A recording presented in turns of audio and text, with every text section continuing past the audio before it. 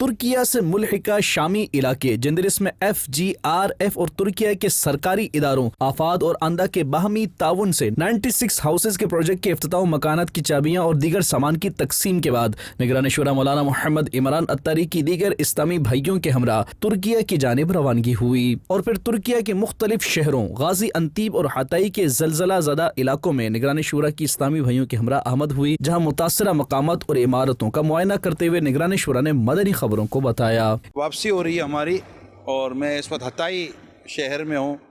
جی ہاں، یہ وہی شہر ہے جہاں پر زلزلہ آیا تھا، اور کافی دیر سے ہم اس کے آثار دیکھ رہے ہیں کس طرح کی یہ تباہی آئی تھی۔ یہ تو وہ ملبہ ہے جو ابھی تھوڑا باقی ہے، باقی تو تقریباً یہاں ملبے اٹھا لیے گئے ہیں، عارضی کچھ چیزیں بنا دی گئی ہیں، اور باقی شہر جو ان کے الگ سے آباد کیے گئے ہیں پورا ملبے کا ڈھیر ہے۔ یہ آپ دیکھ رہے ہوں گے پورا ملبہ ہی ملبہ ہے۔ ایسے ایریاز بھی ہیں، عمارتیں تھیں، سب کے سب عمارت جو تھی نا وہ زمین دوز ہو گئی۔ اللہ پاک خیر و عافیت کا معاملہ فرمائے، اور جن کے گھر اجڑ گئے اللہ پاک ان کو آباد کرے پیارے حبیب کے صدقے میں، اللہ کرم فرمائے۔ اسی دوران نگران شورا نے اسلامی بھائیوں کے ہمراہ نماز ادا کی اور ادنا کی جانب سفر کا سلسلہ رہا۔